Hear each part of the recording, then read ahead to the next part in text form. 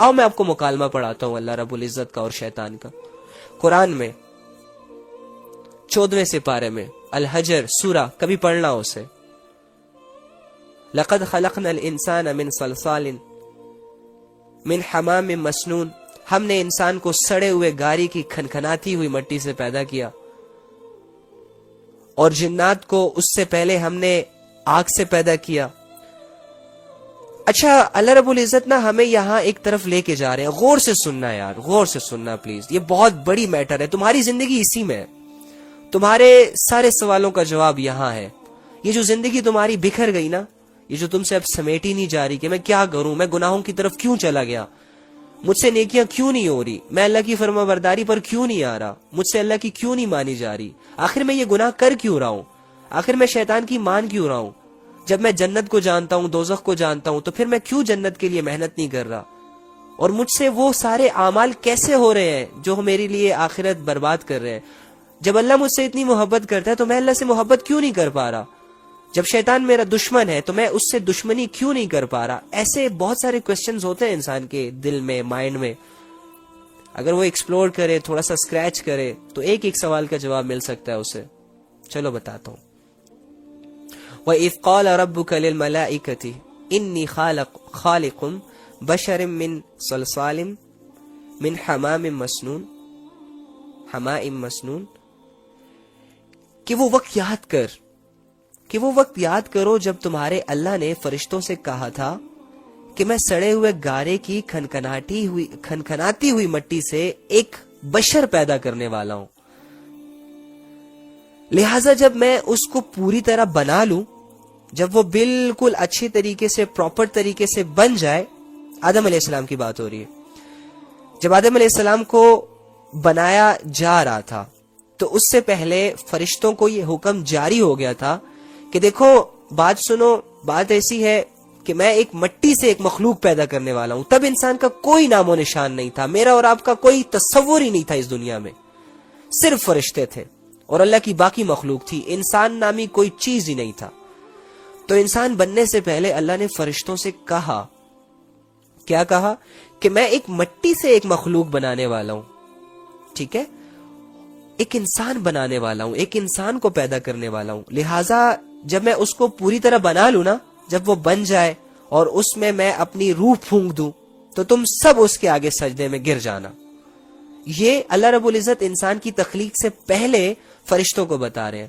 ابھی ہم بنے ہی نہیں ہیں، اور ہماری ویلیو دیکھو اللہ فرشتوں کے سامنے بیان کر رہے ہیں کہ میں ایک ایسی مخلوق کو بنا رہا ہوں جو مجھے بہت زیادہ عزیز ہے، میں ایک ایسی مخلوق کو بنا رہا ہوں جس سے میں بڑی محبت کرتا ہوں، میں ایک ایسی مخلوق کو بنا رہا ہوں کہ جو ہو سکے میری نافرمانی کرے، گناہ کرے، جن کاموں سے میں منع کروں وہ وہی کرے گی، لیکن پھر میرے پاس آئے گی، اس کی یہی ادا تو مجھے اچھی لگے گی.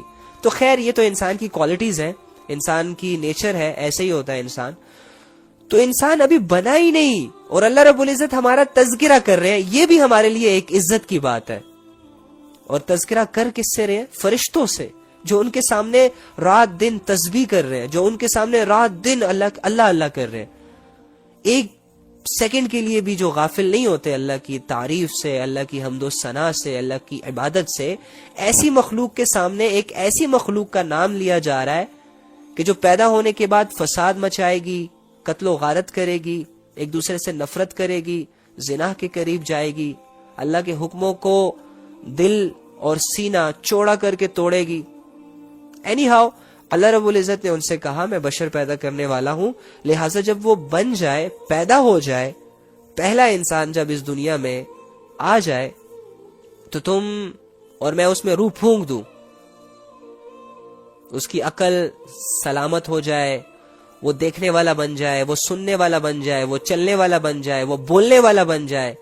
اس کے اندر جب میں روح کے ذریعے ساری صلاحیتیں ڈال دوں تو تم سب اس کے آگے سجدے میں گر جانا. کیا بات ہے یار، کیا بات ہے. اس آیت کو پڑھنے کے بعد مجھے ایک ویلیو نظر آئی جو اللہ نے انسان کو دی. انسان کے بننے سے پہلے ہی فرشتوں کو تیار کیا جا رہا ہے کہ انسان کے آگے سجدہ کرنا. کیوں؟ کیا بات ہے یار، کیا بات. حیران ہو جاتا ہے بندہ یار اللہ کی باتیں پڑھ کر کہ اللہ تو اتنا عظیم رب ہو کر ہم جیسے انسانوں کی اتنی پرواہ، ہماری عزت کی اتنی پرواہ، ہماری سیلف ریسپیکٹ کی اتنی پرواہ کہ اپنے اتنی بڑی مخلوق، اتنی پاک صاف مخلوق، فرشتہ، اس کو ہمارے قدموں میں جھکا رہا ہے، ہمارے لیے انہیں سجدوں میں گروا رہا ہے. کیا بات ہے تیری محبت کی یار رب ہم سے جو ہے. لیکن بہت کم لوگ ہوتے ہیں جو سمجھ پاتے ہیں نا. ہمیں لیلا مجنوں کے قصوں سے فرصت ملے تو ہم اللہ کی محبت کو پڑھیں. ہمیں الف لیلا کی سٹوریوں نے پاگل بنا رکھا ہے، ہمیں رام لیلا کی سٹوریوں نے پاگل بنا رکھا ہے، ہمیں تو دنیا کی محبتوں نے پاگل بنا رکھا ہے. کوئی 2 لفظ پیار کے بولتا ہے ہم ساری زندگی اس کے ہاتھ میں رکھ دیتے ہیں. کوئی 2 جھوٹے الفاظ ہمیں امپریس کرنے کے لیے بولتا ہے، ہم اپنی عزتوں کی پرواہ نہیں کرتے، اس کے سامنے اپنے آپ کو ایک پلیٹ میں رکھ کے پیش کر دیتے ہیں کہ میرا جسم بھی تیرا، میری روح بھی تیری، میری آج سے مرضی نہیں ہوگی میرے اپنے جسم پر، تیری مرضی ہے. تو جہاں سے نوچنا ہے نوچ، جہاں سے کھانا ہے کھا، جہاں سے استعمال کرنا ہے کر، اور اگر پھینکنا مت بس. لیکن پھر وہ کرتا کیا ہے؟ پھینک دیتا ہے اسے. دل بھر جاتا ہے اس کا یار. یہ دنیا کی محبتیں صرف اور صرف جھوٹ پہ مبنی ہے. تو جب ہمیں ان سچویشن سے چھٹکارا ملے گا تو ہم اللہ رب العزت کی محبت کو دیکھیں گے، پڑھیں گے، سوچیں گے، سمجھیں گے. کیا یہ محبت نہیں ہے؟ ابھی تم پیدا بھی نہیں ہوئے، ابھی تمہارا نام ہی نہیں ہے، ابھی تمہارا تصور ہی نہیں ہے. تم کون ہوگے، کیسے ہوگے، کیا کرو گے، کچھ بھی نہیں ہے. علم ہی نہیں ہے تمہارا دنیا میں، نام و نشان ہی نہیں ہے اس پوری ہستی میں تمہارا. تمہاری ایک سٹارٹ ہے، شروعات ہے، اور شروعات ہی اللہ نے تمہاری اتنی قیمتی بنا دی کہ فرشتوں کو بننے سے پہلے کہہ دیا کہ اسے سجدہ کرنا ہے جب یہ بن جائے. یہاں پہ محبت نظر نہیں آتی، یہاں پہ ویلیو نظر نہیں آتی. اللہ پہ سوال کرتے ہو کہ اللہ نے ہمارے لیے کیا کیا.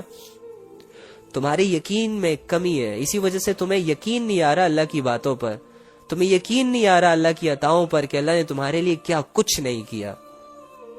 تم اللہ کے بغیر کیا ہو؟ تم اللہ کے بغیر ہو کیا؟ ایک قدم لے سکتے ہو اللہ کے بغیر؟ نہیں لے سکتے. تمہارے پاس ہے کیا؟ تمہارا اپنا تمہارے پاس کیا ہے؟ جو کچھ بھی ہے وہ کس کا ہے؟ اللہ کا ہے. یہ آنکھیں تمہاری ہیں؟ اللہ کی ہے. یہ کان تمہارے ہیں؟ اللہ کے ہیں. یہ زبان تمہاری ہے؟ اللہ کے ہیں. یہ پیر تمہارے ہیں؟ اللہ کے ہیں. تو جب سب کچھ اللہ کا ہے تو سوال کیوں کرتے ہو کہ اللہ نے مجھے کیا دیا آج تک؟ پریشان کیوں ہوتے ہو؟ 2 آزمائشوں کو لے کر تمہاری چیخیں آسمانوں تک جاتی ہیں. بھول جاتے ہو اللہ کی عطا کو، بھول جاتے ہو اللہ کی رحمتوں کو، بھول جاتے ہو اللہ نے وہ عزت جو تمہیں دی. اور 2 پریشانیاں، 2 آزمائشوں کے سامنے اتنا واویلا مچاتے ہو، اتنا واویلا مچاتے ہو کہ اپنے رب کو لوگوں کے سامنے بدنام کر دیتے ہو. یار کیسا مزاج ہے انسان کا یار، کیسا مزاج ہے. میں تمہیں چیلنج کرتا ہوں، میں اپنے آپ کو بھی چیلنج کرتا ہوں اور دنیا کے ہر نافرمان کو چیلنج کرتا ہوں کہ اللہ نے جو دیا ہے، اگر اللہ کی نافرمانی کرنی ہے تو اللہ نے جو دیا ہے اس کو سائیڈ پہ رکھو، پھر نافرمانی کر کے دکھاؤ. ان آنکھوں پہ پٹیاں باندھو، ان کانوں میں رویاں ٹھوس دو اندر تاکہ تمہیں ایک سانس کی آواز بھی نہ آئے. اس منہ پر ٹیپ لگا کر بالکل اپنے منہ کو بند کر دو. اس زبان کو تالے لگا دو، ہاتھوں کو باندھ دو، پیروں کو باندھ دو، بیڑیاں ڈالو اپنے آپ کو. اللہ کی ساری نعمتوں کا بائیکاٹ کرو، اس کے بعد کرو. میں دیکھتا ہوں تم کیا کر سکتے ہو. اللہ نے جو جو تمہیں دیا ہے اسے ذرا سائیڈ پہ رکھو، اسے مت استعمال کرو، پھر کر کے دکھاؤ. کچھ نہیں کر سکتے، کچھ نہیں کر سکتے. ڈالو نا ہتھکڑیاں اپنے ہاتھوں کو، اپنے قدموں کو. کیا کر لو گے؟ اللہ کے بغیر ہم کچھ نہیں ہے یار. اس دنیا کی سب سے بڑی حقیقت اللہ ہے. خدا کی قسم اللہ کے بغیر ہم ایک سانس تک نہیں لے سکتے. اللہ کے بغیر ہم ایک بار پلک بھی نہیں جھپا سکتے اپنی مرضی سے. یہ جو ایک لقمہ ہم توڑ کے منہ میں ڈالتے ہیں نا، یہ اللہ سے پوچھتا ہے کہ اللہ میں اس کے پیٹ میں جاؤں کہ نہ جاؤں. یہ جب سانس کی نالی تک آتا ہے تو اللہ سے پوچھتا ہے اللہ میں اس کے لیے شفا بنوں یا اس کے لیے مرض بنوں.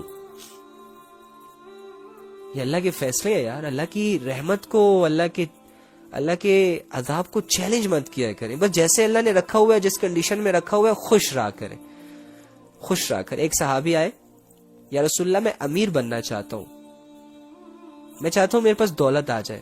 رسول اللہ صلی اللہ علیہ وآلہ وسلم نے کیا فرمایا؟ قناعت اختیار کرو, امیر ہو جاؤ گے, اتنے امیر ہو جاؤ گے کہ دنیا تمہاری امیری کو دیکھے گی, بہت زیادہ امیر ہو جاؤ گے. قناعت کیا ہوتی ہے؟ بس جس کنڈیشن میں تمہیں اللہ نے رکھا ہے اس پر شکر کرو, جیسے ہو خوش رہو. جو چیزیں اویلیبل ہیں ان میں جینا سیکھو, جو نہیں ہے ان کی تمنائیں اور آرزوؤں کے پیچھے بھاگ بھاگ کر اپنی لائف کو ڈسٹرب مت کرو.